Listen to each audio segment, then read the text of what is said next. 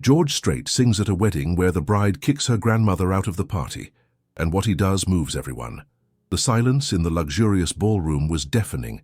300 wedding guests sat frozen in their chairs, champagne glasses halfway to their lips, as they watched a 78-year-old woman slowly make her way toward the exit, her silver-tipped cane tapping against the marble floor with each painful step.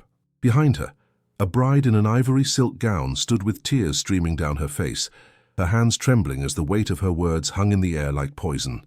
What nobody knew in that moment was that the king of country music himself was watching from behind the velvet curtains, his guitar in hand, about to witness something that would change not just this wedding, but the lives of everyone in that room forever.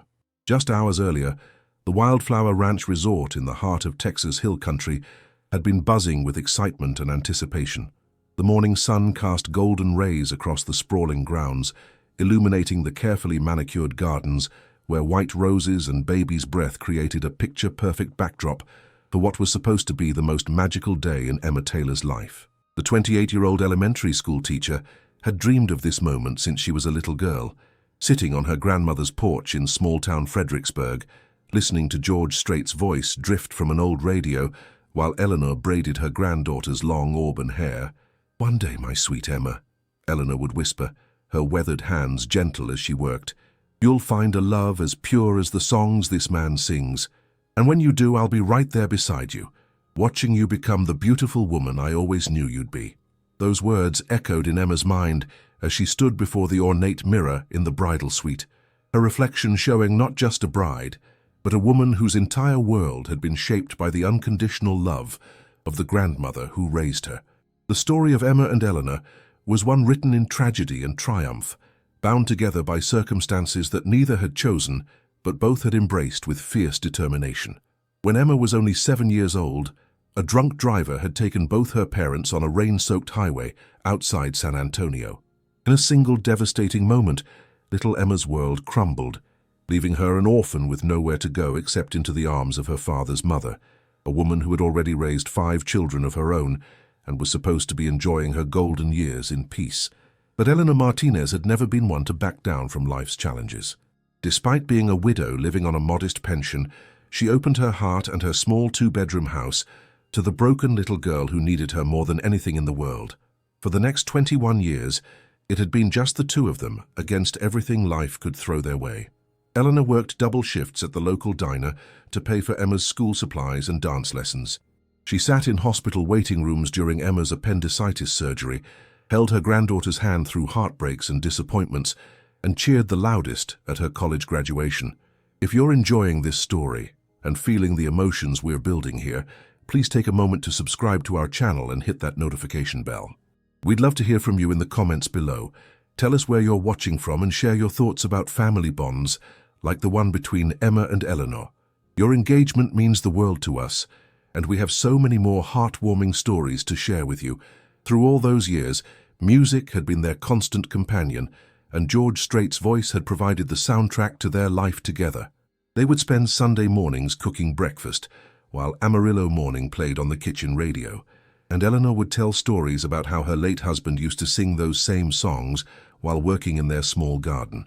When Emma graduated high school, Eleanor surprised her with tickets to see George Strait in concert in Austin, spending money she could barely afford because she knew how much it would mean to her granddaughter. "That man's music brought us through some dark times," Eleanor had said that night as they drove home from the concert, Emma still glowing with excitement from seeing her idol perform live. "There's something pure about his voice, something that reminds us that good still exists in this world, even when everything seems broken." Now, 2 decades later, Emma was about to marry Jason Mitchell, a 30-year-old construction foreman whose own love for country music had been one of the first things that drew them together. Jason was everything Eleanor could have wanted for her granddaughter: kind, hard-working, devoted, and smart enough to see that the bond between Emma and her grandmother was sacred and unbreakable, or so everyone had thought. The engagement had happened 18 months earlier on the very same porch where Eleanor used to braid Emma's hair. Jason had asked for Eleanor's blessing first, sitting with her for over an hour as the sun set behind the Texas hills, talking about his intentions and his promises to love Emma with the same fierce devotion that Eleanor had shown her for over 20 years. When Eleanor gave her approval through tears of joy, Jason knew he had not just gained a fiancée, but a family. Planning the wedding had been a labor of love that consumed nearly every weekend for the past year. Emma, Eleanor, and Jason would spread magazines and color swatches across Eleanor's kitchen table, debating everything from flower arrangements to menu choices. Eleanor had specific ideas about tradition and propriety, shaped by her generation's values and her own wedding to Emma's grandfather 57 years earlier. She believed in certain protocols, certain ways of doing things that honored both God and family. Emma, however, had grown up in a different world. Her tastes were more contemporary, influenced by Pinterest boards and wedding blogs that showcased modern ceremonies and unconventional touches.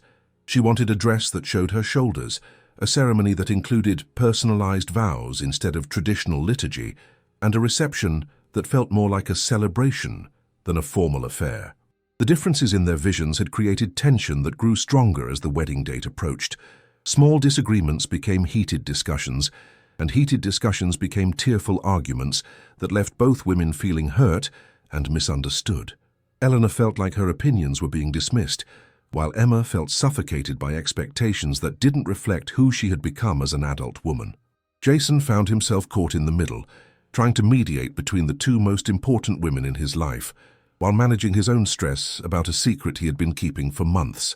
Since the day Emma said yes to his proposal, he had been working overtime and weekends, saving every penny he could spare for one surprise that he knew would make their wedding day absolutely perfect. Emma had been in love with George Strait's music since childhood, but more than that, she had been in love with what his music represented. The connection to her grandmother, the memories of safety and love during the hardest years of her life, and the promise that true love like the kind he sang about really did exist. Jason knew that having George Strait perform at their wedding would be the ultimate surprise, something that would tie together Emma's past and future in a way that nothing else could. For 2 years, Jason had lived like a monk, denying himself every luxury and working every available hour of overtime. He ate peanut butter sandwiches for lunch, while his co-workers ordered takeout, drove his battered pickup truck instead of buying something more reliable, and wore the same 3 shirts to work in rotation because every dollar was earmarked for his secret mission. His construction crew had started calling him Scrooge because of his newfound frugality, but Jason endured their teasing because he knew what he was working toward. The breakthrough had come 6 months earlier, when Jason's cousin Marco, who worked in event planning in Nashville, mentioned that George Strait occasionally performed at private events for the right price and the right cause. The fee was astronomical by Jason's standards, nearly $30,000 for a 3-song performance, but Marco had connections that could make it happen if Jason could come up with the money. 3 weeks before the wedding, Jason had finally reached his goal. He had the money, Marco had secured the booking, and George Strait had agreed to perform 3 songs at the Wildflower Ranch Resort as a surprise for the bride. The contract was signed, the deposit was paid, and Jason felt like he was walking on air every time he imagined the look on Emma's face when her childhood hero walked onto that stage. But as the wedding day approached, the tension between Emma and Eleanor had reached a breaking point. The final dress fitting had turned into a disaster when Eleanor made comments about the dress being too revealing for a church wedding, despite the fact that they were having an outdoor ceremony. Emma had stormed out of the bridal shop in tears, and they hadn't spoken for 3 days afterward. The morning of the wedding, Eleanor had arrived at the resort with her overnight bag and a heavy heart, wondering if she had somehow failed the granddaughter she loved more than her own life. She had spent the previous night awake in her small house, looking at photo albums filled with 21 years of memories, wondering how things had gone so wrong between them. Emma, meanwhile, had barely slept, tossing and turning in the bridal suite as she wrestled with guilt over the harsh words she had spoken, and anxiety about whether her grandmother would even show up for the ceremony. She wanted everything to be perfect, not just for herself and Jason, but for Eleanor, who had sacrificed so much to give her this life and this chance at happiness. As the ceremony began, both women pushed their troubles aside and focused on the beauty of the moment. Emma walked down the rose-petal-strewn aisle with tears in her eyes, not from sadness, but from overwhelming gratitude for the life she had been given and the man waiting for her at the altar. Eleanor sat in the front row, dabbing at her eyes with a lace handkerchief, filled with pride despite their recent conflicts. The ceremony itself was beautiful and emotional, with Emma and Jason exchanging vows they had written themselves under an archway of white roses, while a string quartet played softly in the background. When the officiant pronounced them husband and wife, the 300 guests erupted in applause, and for a moment it seemed like all their troubles were behind them. But as the cocktail hour began, and guests mingled on the terrace overlooking the rolling hills, the underlying tension between Emma and Eleanor began to surface again.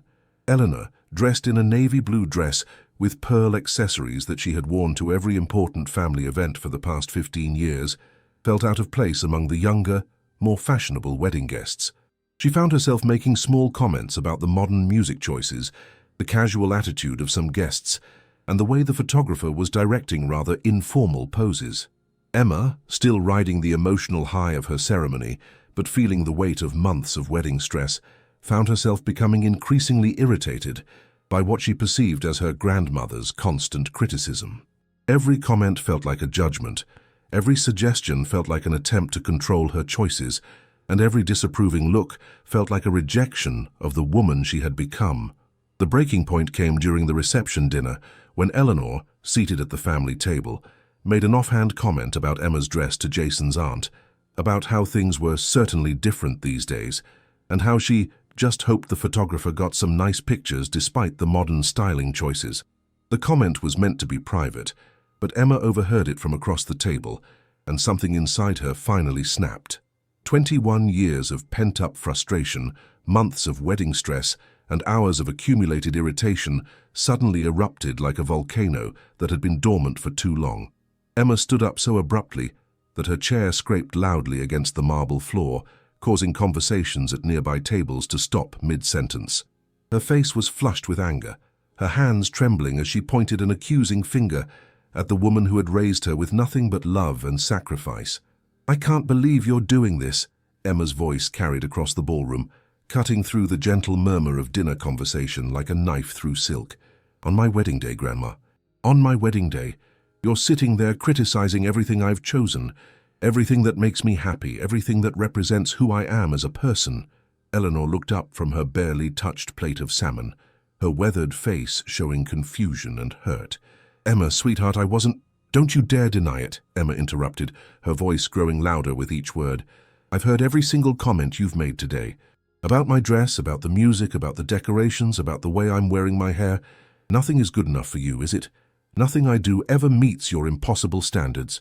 The 300 guests were now completely silent, their forks suspended midway to their mouths, their conversations forgotten as they witnessed the most intimate family drama being played out in front of them. Jason stood up from his seat, reaching for Emma's arm in an attempt to calm her down, but she shrugged him off with a violent motion. "Emma, please," Jason whispered urgently. "Not here. Not now. People are watching." "Let them watch," Emma shot back, her eyes never leaving Eleanor's face. Maybe it's time everyone knew the truth about how nothing I do is ever right in her eyes. Maybe it's time everyone understood what it's like to live under constant judgment and criticism. Eleanor's hands were shaking as she placed her napkin on the table and slowly stood up, her cane providing the support her trembling legs could no longer offer. Her voice was quiet, barely above a whisper, but in the dead silence of the ballroom, every word carried with devastating clarity. "Emma, I love you more than my own life," Eleanor said, tears beginning to form in her pale blue eyes. "Everything I've ever done, every word I've ever spoken, has been because I want the best for you. If I've somehow failed you, if I've hurt you, then I'm truly sorry." But Emma was beyond reason now, beyond the capacity to hear the pain in her grandmother's voice or see the genuine confusion and hurt written across the face that had comforted her through every childhood nightmare and adolescent heartbreak. "Sorry isn't enough anymore." Emma's voice was cold, harder than anyone had ever heard it before. "I'm tired of pretending that your constant criticism is love. I'm tired of walking on eggshells around you, trying to live up to expectations that change every time I think I've finally met them. I'm tired of feeling like I'm never good enough, never worthy of your approval." The words hung in the air like shards of broken glass, each one cutting deeper than the last. Eleanor's face had gone completely pale, and she had to grip the back of her chair to keep from falling. Around them, wedding guests shifted uncomfortably in their seats, some looking down at their plates, others exchanging shocked glances, all of them witnesses to the destruction of a relationship that had once seemed unbreakable. "You want to know what I'm really tired of?" Emma continued, her anger now reaching a crescendo that made her voice echo off the high ceilings of the ballroom. "I'm tired of feeling guilty for growing up, for becoming my own person, for making choices that aren't exactly what you would have made 60 years ago. This is my life, my wedding, my day, and if you can't find it in your heart to be genuinely happy for me, then maybe you shouldn't be here at all. Be here." The final sentence fell like a hammer blow, creating a silence so profound that the only sounds in the massive ballroom were the gentle clinking of crystal glasses as servers continued their duties, seemingly unaware that they were moving through the aftermath of an emotional explosion. Eleanor stood perfectly still for what felt like an eternity, her eyes locked on Emma's face, as if she were trying to memorize every detail of the granddaughter she had raised from a broken child into the beautiful woman standing before her. When she finally spoke, her voice was barely audible, filled with a sadness that seemed to come from the very depths of her soul. "If that's what you truly want, my darling girl, then I'll go," Eleanor said, her words measured and dignified despite the tears now flowing freely down her cheeks. "I never wanted to be a burden to you, Emma. I only wanted to see you happy, to be part of the joy in your life. If my presence is causing you pain instead of pleasure, then leaving is the last gift I can give you." Eleanor picked up her small black purse from the table, the same purse she had carried to every important event in Emma's life, from school plays to graduation ceremonies to piano recitals. Her movements were slow and careful, each gesture weighted with the gravity of what was happening, as if she understood that this moment would define the rest of their relationship, whatever form it might take. "Congratulations on your marriage, Emma," Eleanor continued, her voice steady despite her obvious emotional distress. "Jason is a good man, and I know he'll take care of you the way you deserve to be taken care of. I hope you'll both be very happy together." She turned to Jason, who was standing frozen between his new wife and the woman who had been like a second mother to him throughout their relationship. "Take care of her, son," Eleanor said simply. "She's the most precious thing in this world, even if she doesn't believe I think so anymore." Eleanor began the long walk toward the ballroom exit, her silver-tipped cane tapping against the marble floor with each painful step.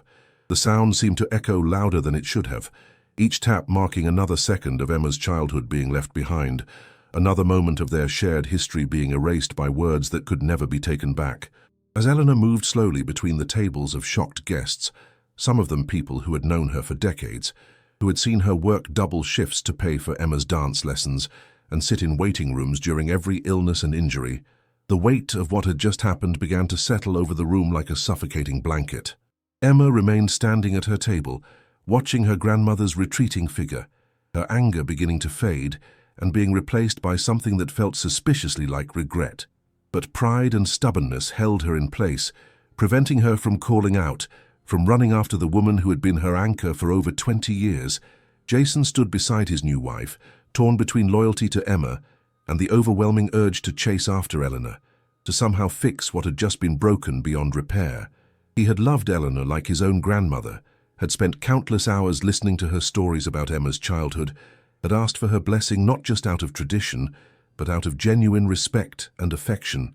Behind the velvet curtains that separated the main ballroom from the service area, George Strait stood with his guitar in his hands, having witnessed the entire confrontation. He had arrived 30 minutes earlier, planning to make his surprise entrance during the dinner service, but had instead found himself watching a family tear itself apart in front of 300 witnesses. The legendary country singer had seen many things in his decades-long career, had performed at celebrations and commemorations, had sung songs about love and loss and redemption, but he had never witnessed anything quite like the raw pain that had just been displayed in front of him. Something about the scene reminded him of his own family, of relationships that had been damaged by pride and misunderstanding, of words spoken in anger that could never be taken back. As Eleanor finally reached the exit doors, she paused for just a moment, looking back at the granddaughter she had loved more than her own life, hoping against hope that Emma might call her name, might run after her, might find a way to bridge the chasm that had just opened between them. But Emma remained at her table, surrounded by wedding guests who didn't know whether to look at her with sympathy or judgment, her face a mask of stubborn resolve that couldn't quite hide the growing realization of what she had just done. When the doors closed behind Eleanor with a soft click, The spell that had held the ballroom in silence was finally broken. Conversations resumed in hushed tones, guests turning to their table companions with shocked expressions and whispered questions about what they had just witnessed. The wedding that had started as a celebration of love and new beginnings had transformed into something none of them would ever forget, though not for the reasons anyone had expected. Emma slowly sank back into her chair, her legs suddenly unable to support her as the full impact of her words began to register. Jason sat beside her, unsure of what to say or do, watching his new wife's face cycle through emotions too complex to name. The celebration continued around them, but the joy had been sucked out of the room, replaced by an uncomfortable tension that seemed to press down on everyone present. In the service area, George Strait made a decision that would change the course of the evening and potentially the lives of everyone involved. Setting down his guitar, he quietly asked one of the event coordinators about the elderly woman who had just left, about her relationship to the bride, about what had led to such a public and painful confrontation. What he learned broke his heart and reminded him of his own recent loss, of his own grandmother who had passed away just 6 months earlier, taking with her decades of wisdom and unconditional love that he would never experience again. As he listened to the coordinator explain Eleanor's sacrifice and devotion, Strait realized that he was being given an opportunity to do something more important than any performance he had ever given.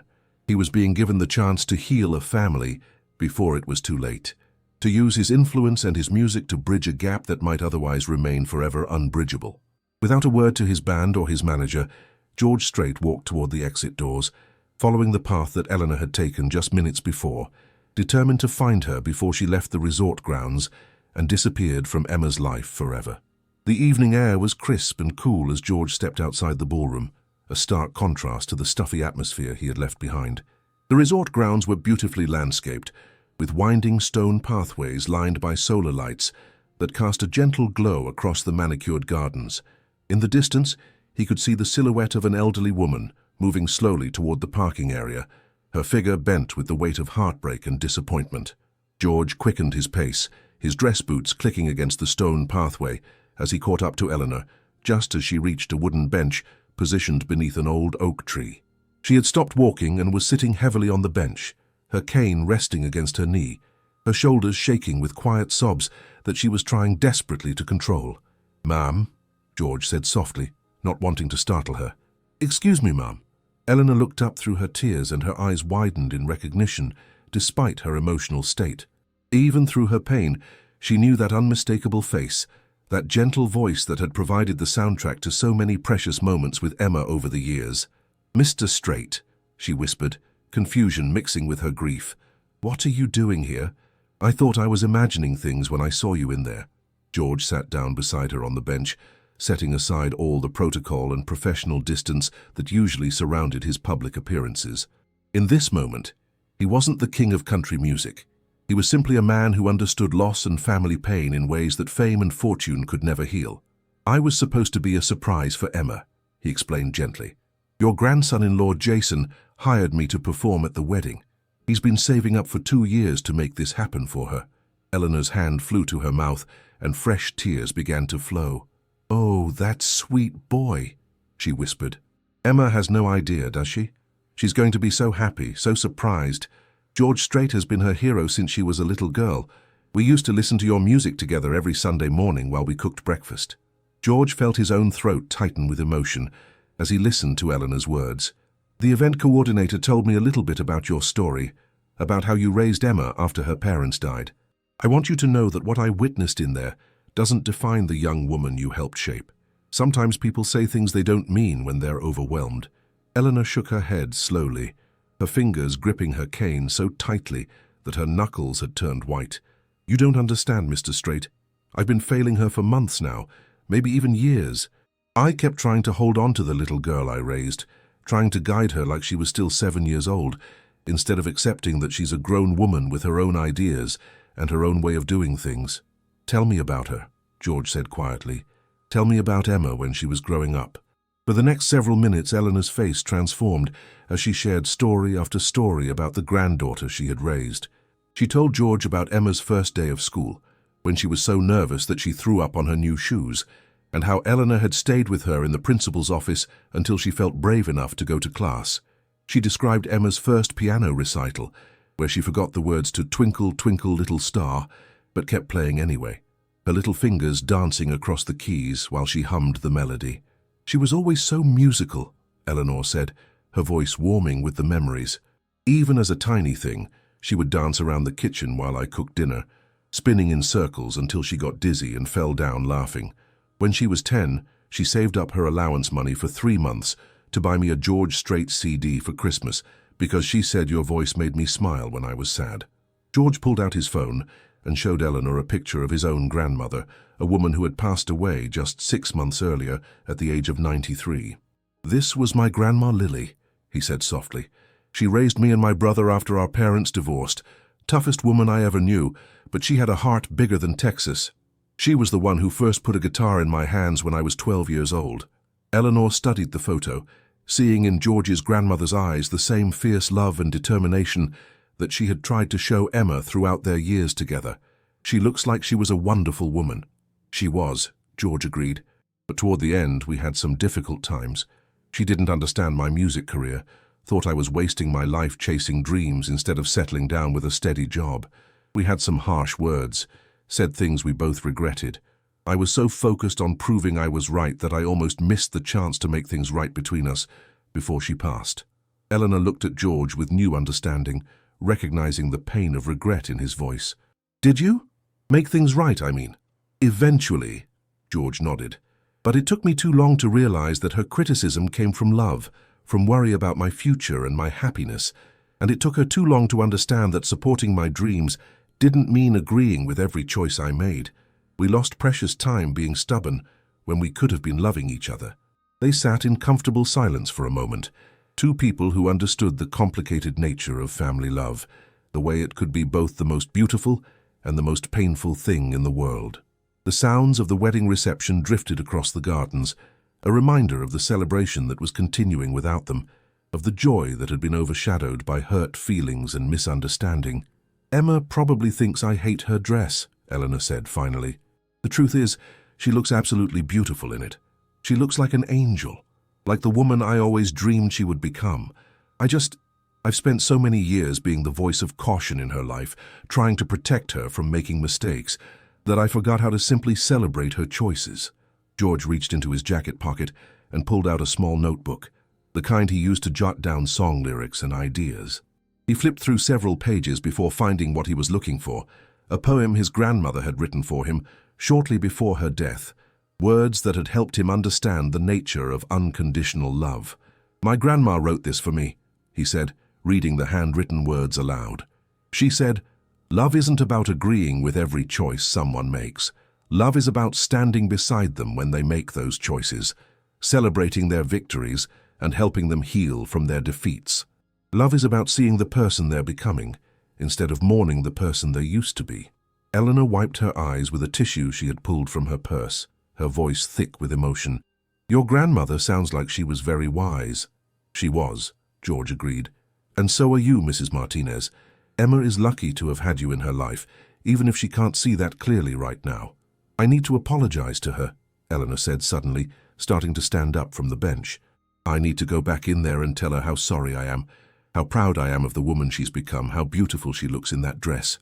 George gently placed his hand on her arm, encouraging her to sit back down. "You will apologize, and she'll listen. But right now she's hurting and angry, and her pride is going to make it hard for her to hear what you're really trying to say. Sometimes the best apologies come through actions rather than words." "What do you mean?" Eleanor asked. George smiled, the first genuine smile he had shown since witnessing the confrontation in the ballroom. "I mean that I have an idea, but I'm going to need your help to make it work. You see, I was hired to perform 3 songs tonight, but I think this situation calls for something a little more personal, something that might help Emma remember what really matters." Over the next 20 minutes, George explained his plan to Eleanor, and as she listened, her face began to light up with hope for the first time since the argument had begun. It was a risky plan, one that could either heal the rift between grandmother and granddaughter, or make things even worse, but they both understood that sometimes love required taking chances. Meanwhile, back in the ballroom, Emma was struggling to maintain her composure as the reception continued around her. The dinner service had concluded, and guests were beginning to move around more freely, some approaching the head table to offer congratulations that felt hollow and awkward given what everyone had witnessed. Jason sat beside his new wife, his hand resting on her shoulder as he tried to provide comfort while processing his own disappointment about how the evening had unfolded. He kept glancing toward the exit doors, hoping to see Eleanor return, hoping that somehow the woman who had been like a mother to him might find a way to forgive the harsh words that had been spoken. "I should go find her," Emma said quietly, her voice barely audible above the background music and conversation. "I should go apologize." "Yes, you should," Jason agreed, "but maybe give her a few minutes to collect herself first. That was pretty intense, Em. She's probably pretty shaken up." Emma nodded, though part of her was beginning to panic at the thought that Eleanor might have already left the resort entirely, that she might have driven back to Fredericksburg and decided never to speak to her granddaughter again. The anger that had fueled her outburst was completely gone now, replaced by a sick feeling in her stomach and a growing awareness of how badly she had handled the situation. "What kind of person does that?" Emma whispered, more to herself than to Jason. "What kind of person humiliates their own grandmother in front of 300 people? The woman who raised me, who sacrificed everything for me, and I repaid her by treating her like an enemy." "You're human," Jason said simply. "You're stressed and exhausted and overwhelmed, and you made a mistake. A big mistake, but still just a mistake. Grandma Eleanor loves you more than anything in this world, Em. She's not going to stop loving you because of one bad moment." Emma wasn't so sure. She kept replaying the look on Eleanor's face as she had walked away, the dignity and grace with which she had handled being publicly humiliated by the granddaughter she had devoted her life to raising. The memory made Emma feel physically sick with guilt and regret. "I have to find her," Emma said, starting to stand up from her chair. "I have to find her right now and make this right." But before she could take a step toward the exit, the ballroom doors opened, and George Strait walked calmly back inside, his guitar case in one hand, and Eleanor's arm gently held in the other. The sight of them together, of her grandmother returning to the reception accompanied by the country music legend, left Emma speechless, with shock and confusion. The conversations in the ballroom gradually died down as guests noticed the unexpected pair making their way across the room. George Strait was instantly recognizable to most of the attendees, and whispers began to ripple through the crowd as people realized that the surprise Jason had planned was about to unfold in a way that none of them could have anticipated. George guided Eleanor to a chair that had been placed near the small stage area where he was scheduled to perform, treating her with the same gentle courtesy he would have shown his own grandmother. Then he picked up his guitar and positioned himself in the center of the room, not on the stage but on the main floor, where he could be close to both Eleanor and Emma. "Ladies and gentlemen," George said into the microphone that had been set up for his performance, his voice carrying easily across the now silent ballroom. "I was brought here tonight to surprise a beautiful bride with a few songs, but I've discovered that sometimes the most important performances aren't the ones that are planned. Sometimes the music that matters most comes from the heart, in moments when we need to remember what love really means." Emma sat frozen in her chair, her mouth slightly open in shock as she tried to process what was happening. George Strait was here, at her wedding, standing just 20 feet away from her with his guitar in his hands. It was the surprise she had dreamed of since childhood, the moment that should have been the highlight of her entire life, but all she could focus on was Eleanor sitting quietly in the chair near the stage, her hands folded in her lap, her eyes red from crying. "You see," George continued, his voice gentle but carrying the authority that came from decades of commanding audiences, "I met a very special lady outside tonight. A lady who told me stories about a little girl she raised after tragedy, took away everything that child had ever known. She told me about Sunday morning breakfasts with my music playing in the background, about piano recitals and dance lessons, and late nights spent helping with homework." Eleanor's eyes filled with tears again, but this time they were different tears, tears of gratitude rather than pain. She looked across the room at Emma, who was staring back at her with an expression of growing understanding and dawning horror at what she had done. "This lady told me about working double shifts to pay for a granddaughter's education, about sitting in hospital waiting rooms during surgeries, about cheering the loudest at graduations and celebrations. She told me about 21 years of unconditional love, 21 years of putting someone else's happiness before her own. 21 years of being the steady, constant presence in a young woman's life. George's words were hitting Emma like physical blows, each sentence a reminder of Eleanor's sacrifices, each phrase a testament to the depth of love that she had repaid with public humiliation and cruel rejection. She could feel her chest tightening with the weight of her guilt, her breathing becoming shallow as the full magnitude of her behavior became clear. But most importantly, George continued, this lady told me about forgiveness, about how love means accepting people for who they are, not who we want them to be, about how families sometimes hurt each other not because they don't care, but because they care so much that fear and worry can sometimes sound like criticism. Jason reached for Emma's hand, squeezing it gently as he watched his wife struggle with emotions too complex for words. He had known this moment would come eventually, had hoped that the surprise of George Strait's performance would bring joy to Emma's wedding day, but he had never imagined it would unfold like this, with his childhood hero serving as a mediator in a family crisis. I lost my own grandmother recently, George said, his voice becoming more personal, more vulnerable than most of his audience had ever heard it. And I learned something from that loss that I want to share with all of you tonight. I learned that time is the most precious gift we have, and that we can't waste it holding on to hurt feelings and misunderstandings when we could be choosing love instead. He looked directly at Emma as he spoke those last words, his eyes kind but firm, conveying a message that only she could fully understand. Then he turned his attention to Eleanor, smiling at her with the warmth and respect he would have shown his own grandmother if she were still alive. Mrs. Eleanor Martinez, George said formally, would you do me the honor of joining me for this next song? I think there's something that needs to be said, and sometimes music can say it better than words ever could.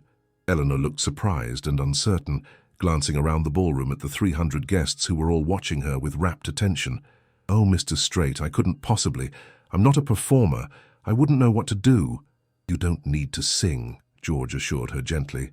You just need to stand here with me and let your granddaughter see how much you love her. Can you do that for me? Can you do that for Emma? Eleanor nodded slowly, using her cane to help herself stand from the chair. George immediately moved to her side, offering his arm for support as he guided her to the center of the ballroom floor. The image of the country music legend, treating an elderly woman with such obvious respect and care, was not lost on the wedding guests, many of whom were beginning to understand that they were witnessing something far more significant than a celebrity performance. This song is called Love Without End, Amen, George announced to the room. It's about the kind of love that doesn't have conditions, the kind of love that doesn't keep score, the kind of love that endures through mistakes and misunderstandings and even harsh words spoken in moments of pain. He began to play the opening chords on his guitar, the familiar melody immediately recognizable to most of the guests. As his voice joined the music, filling the ballroom with the rich, warm tones that had made him a legend, Emma felt her composure finally cracking completely. I got sent home from school one day with a shiner on my eye. Fighting was against the rules and it didn't matter why. When Dad got home, I told that story just like I'd rehearsed, and then stood there on those trembling knees and waited for the worst. The lyrics told the story of a father's unconditional love for his son, of forgiveness that came without conditions or requirements, of the kind of love that Eleanor had shown Emma for over 20 years. As George sang, Emma could see her entire childhood playing out in her mind like a movie, Eleanor holding her through nightmares, Eleanor teaching her to ride a bicycle, Eleanor sitting in the front row at every school play and piano recital. And he said, let me tell you a secret about a father's love, a secret that my daddy said was just between us. He said daddies don't just love their children every now and then. It's a love without end, amen.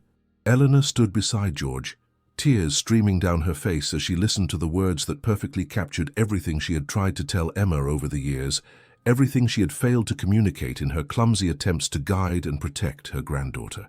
The love she felt for Emma truly was without conditions, without end, without limits. As the song continued, George did something that surprised everyone in the room. He stepped away from the microphone and walked directly to Emma, his guitar still in his hands, his voice now directed solely at her as he sang the final verses of the song. When I became a father in the spring of '81, there was no doubt that stubborn boy was just like my father's son, and when I thought my patience had been tested to the end, I took my daddy's secret, and I passed it on to him. George stopped singing and looked directly into Emma's eyes, his voice gentle but clear as he spoke the next words without music. "Emma, your grandmother's love for you is the same kind of love this song talks about. It's a love without end. Amen. And I think it's time you both remembered that." The ballroom was completely silent, except for the soft sound of crying coming from various tables throughout the room. Grown men were wiping their eyes, women were clutching their husbands' hands, and everyone present understood that they were witnessing something extraordinary, something that would stay with them for the rest of their lives. Emma stood up from her chair, her legs shaking so badly that she could barely support her own weight. She looked across the room at Eleanor, who was standing beside George Strait with such dignity and grace that it broke Emma's heart all over again. The woman who had raised her, who had sacrificed everything for her, who had loved her unconditionally for 21 years, was standing there waiting to see if her granddaughter could find a way to match that level of love and forgiveness. "Grandma," Emma whispered, her voice barely audible even in the complete silence of the ballroom. "Grandma, I'm so sorry."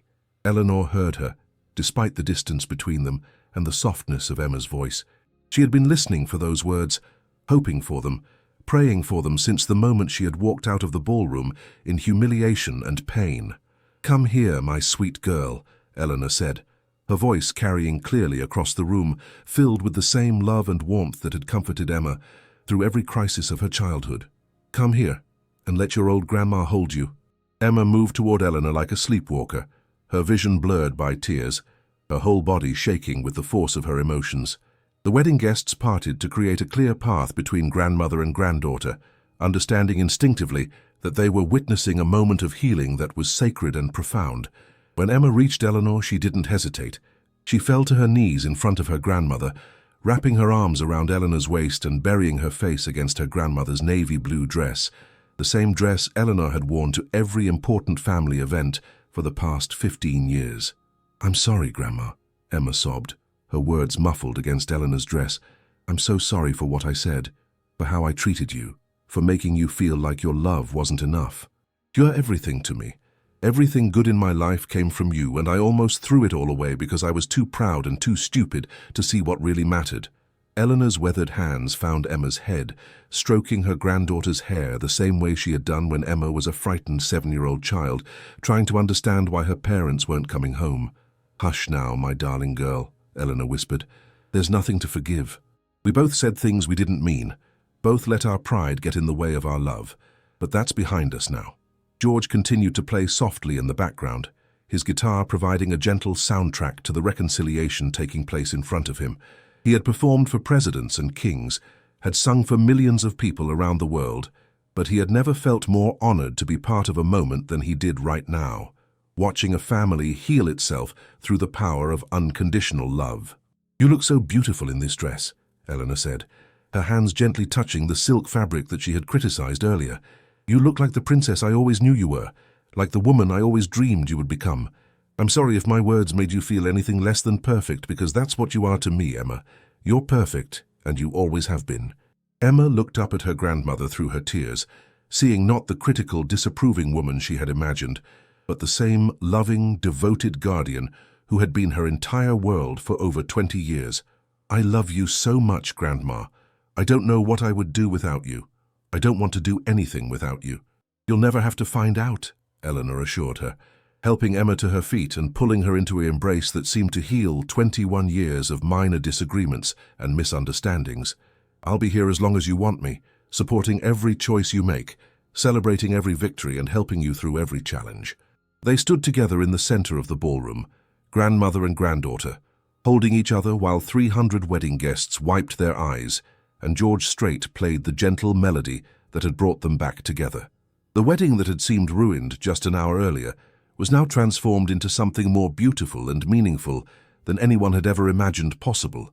Jason approached his wife and new grandmother-in-law, his own eyes filled with tears as he joined their embrace. "I love you both so much," he said simply, "and I promise to spend the rest of my life making sure nothing ever comes between you two again."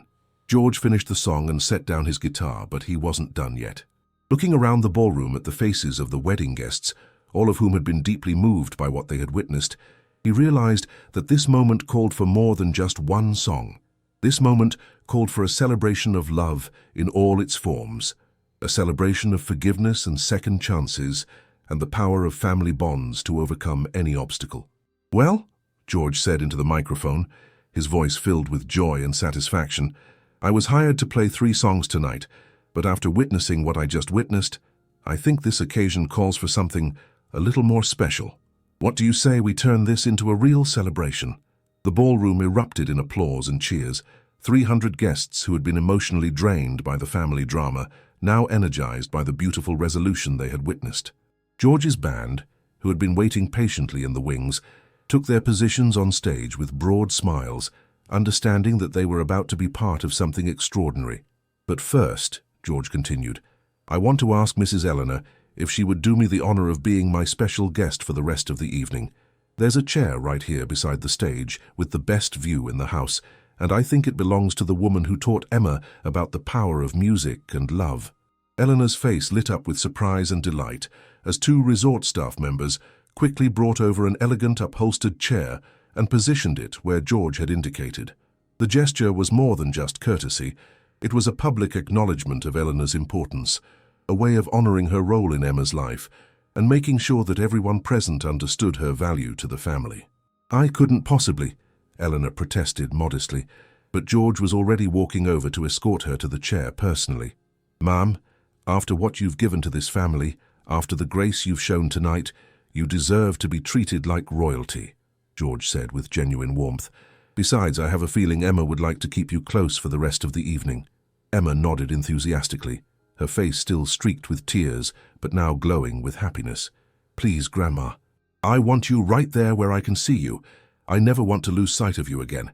As Eleanor settled into her place of honor, George returned to center stage and launched into "Amarillo Morning," one of his most beloved songs, and one that Emma had mentioned was a favorite from her childhood Sunday mornings with Eleanor. The familiar melody filled the ballroom, and suddenly the atmosphere transformed from the heavy emotion of reconciliation to pure celebration.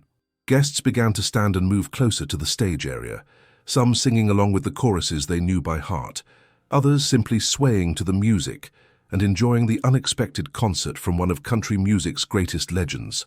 Emma and Jason found themselves pulled into the crowd, dancing together for the first time as husband and wife, while Eleanor watched from her special seat, her face radiant with joy. "This next one goes out to all the grandparents in the room," George announced as he transitioned into "I Cross My Heart," a song about promises and commitment that seemed perfect for the wedding celebration. But especially to Mrs. Eleanor, who kept every promise she ever made to a little girl who needed her more than anything in the world. As the romantic ballad filled the air, Emma broke away from Jason and walked over to Eleanor's chair. Without a word, she extended her hand to her grandmother, inviting her to dance. Eleanor hesitated for just a moment, conscious of her age and her cane, but Emma's encouraging smile convinced her to accept the invitation. The sight of the bride dancing with her grandmother, while George Strait serenaded them, was something that would be talked about for years to come. Other guests formed a circle around them, some taking photos and videos, others simply watching with tears in their eyes as they witnessed the healing power of love and forgiveness in action. "You know," Eleanor said softly as they swayed together, "when you were little and we used to dance in the kitchen, I used to imagine what your wedding day would be like. I pictured you in a beautiful dress, surrounded by people who loved you, dancing to music that made you happy. But I never imagined anything as wonderful as this." Emma hugged her grandmother tighter, breathing in the familiar scent of her perfume, the same fragrance that had comforted her through childhood fears and adolescent heartbreaks. "This is perfect, Grandma. This is exactly how it was supposed to be." George continued his impromptu concert for the next hour and a half, performing song after song that had defined his legendary career. He sang "All My Exes Live in Texas," which had the wedding guests laughing and clapping along. He performed "Check Yes or No," which prompted several couples to share stories of their own courtship adventures. He delivered a haunting version of "The Chair" that had everyone thinking about the moments of chance and fate that bring people together. Throughout the performance, George made sure to include Eleanor in the celebration, often looking over at her chair and dedicating songs to her, telling the audience stories about his own grandmother and the importance of honoring the older generation. He spoke about wisdom and tradition, about the value of different perspectives, and about how families grow stronger when they learn to bridge generational gaps with love and understanding. "You know," George said during a brief break between songs, "I've performed at a lot of weddings in my career, but I've never been to one that taught me as much as this one has tonight.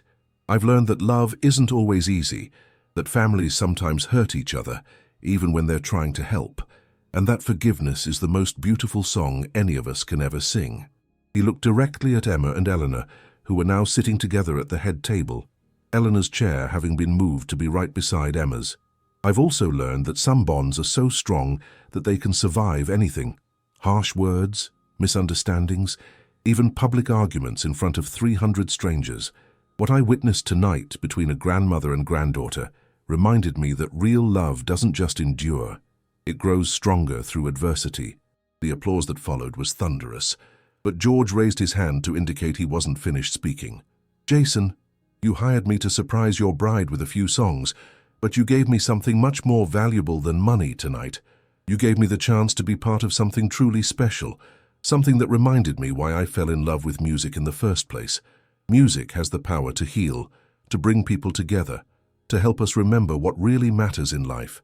Jason stood up from his seat, his arm around Emma's shoulders, his face showing a mixture of gratitude and amazement at how his surprise had unfolded. "Mr. Strait, I saved for 2 years to hire you for 3 songs, but what you've given us tonight is worth more than any amount of money could ever buy. You didn't just perform for our wedding, you saved our family." "No, son," George replied with a warm smile. "I didn't save anything. The love between these 2 women saved everything. I just provided the soundtrack." As the evening wound down, George performed one final song, "I Just Want to Dance With You," and invited all the married couples in the room to join him on the dance floor. Emma danced with Jason while Eleanor watched from her place of honor, her hands clasped together in her lap, her face glowing with contentment and joy. The sight of dozens of couples of all ages dancing together while George Strait provided the music was magical, but nothing was more beautiful than watching Emma catch her grandmother's eye across the room and mouth the words, "I love you," with such sincerity and gratitude that Eleanor had to reach for her handkerchief once again. When the last song ended and George finally set down his guitar, the applause lasted for several minutes. Guests stood on their chairs, whistled, cheered, and showed their appreciation not just for the unexpected concert, but for the lesson in love and forgiveness they had all witnessed. "Thank you, Texas," George said with his characteristic humility, "and thank you to the Taylor Mitchell family for letting me be part of your special day. May your love story be as enduring as the music we've shared tonight." As the guests began to disperse and the evening came to an end, George made his way over to Eleanor's chair one final time. He knelt down beside her, taking her weathered hand in his, and speaking quietly so that only she could hear. "Mrs. Eleanor," he said gently, "I want you to know that tonight reminded me of every good thing my own grandmother ever taught me. You raised an extraordinary young woman, and the way you handled everything that happened tonight with such grace and dignity was truly inspiring." Eleanor squeezed his hand, her eyes bright with unshed tears. "Mr. Strait, what you did tonight, the way you brought us back together when I thought I had lost her forever, I don't have words to thank you properly." "You don't need to thank me," George replied. "Just promise me you'll remember what happened here tonight. Promise me that you and Emma will hold on to this feeling, this understanding that love is stronger than pride, stronger than disagreements, stronger than anything that might try to come between you." "I promise," Eleanor said solemnly. "We both promise."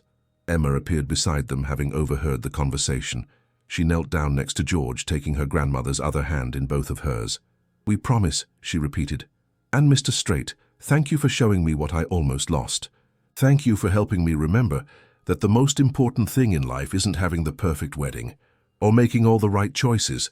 The most important thing is holding on to the people who love you unconditionally, even when you don't deserve it."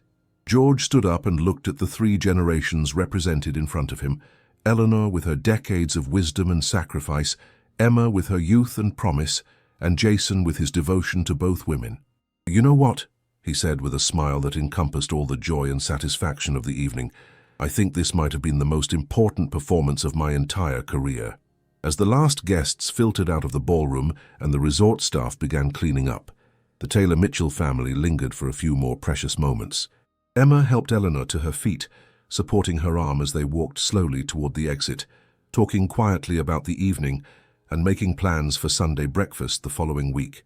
Jason followed behind them, carrying Eleanor's purse and Emma's train, watching his wife and grandmother-in-law with deep contentment. The surprise he had planned had turned out better than he ever could have imagined, not because of the celebrity performance, but because of the healing it had facilitated. "You know what the best part of tonight was?" Emma said as they reached the resort lobby. "What's that, sweetheart?" Eleanor asked. "It wasn't having George Strait at my wedding, although that was incredible," Emma replied. "The best part was remembering that no matter how old I get, no matter how independent I become, I'll always be your granddaughter.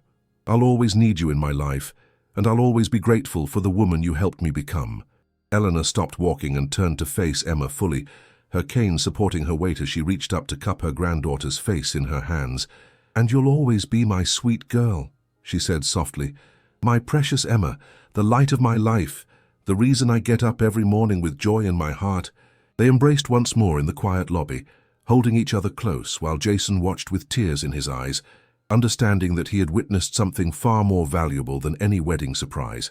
He had witnessed the restoration of a family bond that would last for generations, a love story that was even more beautiful than any song George Strait had ever sung. As they finally made their way to their cars, Emma turning back one last time to wave at the ballroom, where their lives had been changed forever, all three of them knew that this wedding would be remembered not for its luxury or its celebrity guest, but for the moment when pride gave way to love, when misunderstanding transformed into forgiveness, and when a family chose healing over hurt.